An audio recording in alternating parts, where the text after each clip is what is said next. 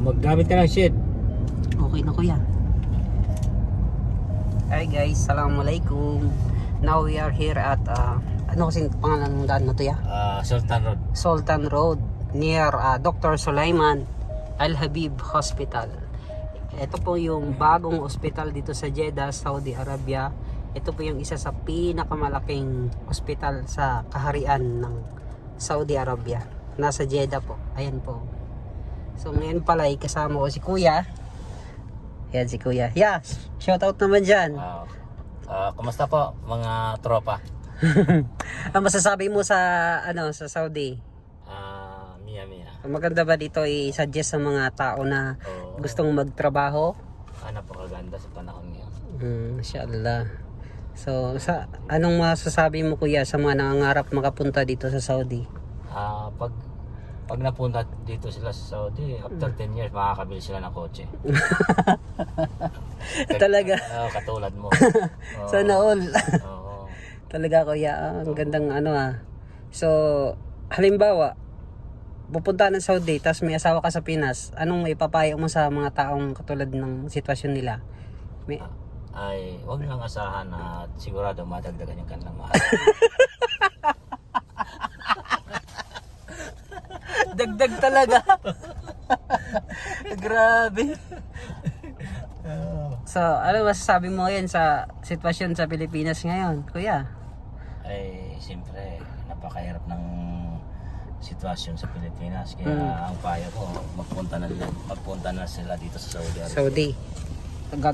Kumbaga magkaroon ng trabaho, madadagdagan pa yung kita. At saka ano pa madagdag? Asawa. Posible. Asawa? Pero pwede naman iwasan kuya, no? Nasa tao lang naman, di ba? Oo, pwede iwasan. So yan lamang kuya, wala nang ibang masabi? Ang masabi ko lang, magpakatino na sila. Okay.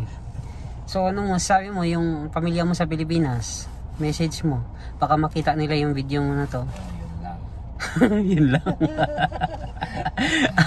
Vlog lang to. Vlog lang to, no?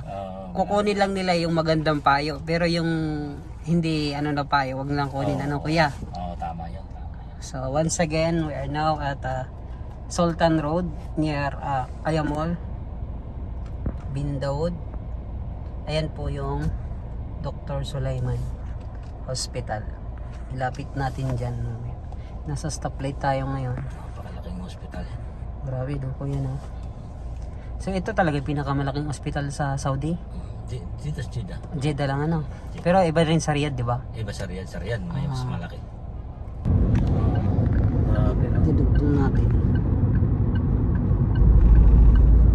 Ayan po yung Al Habib Dr. Sulaiman. Ayan po, napakalaki. Bago po yan. Kakatapos lang niya pero hindi pa yung nagbukas. Next month siguro. So ayan yung Bin Daud sa harap. Ayan yung Aya Mall Bin Daud. Ayan. Bin Daud tayo. Diyan po tayo naghahanap buhay.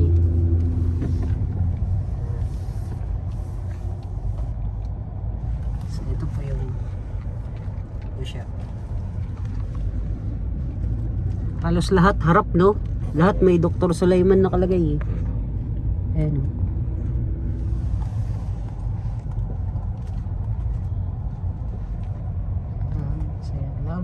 Assalamualaikum.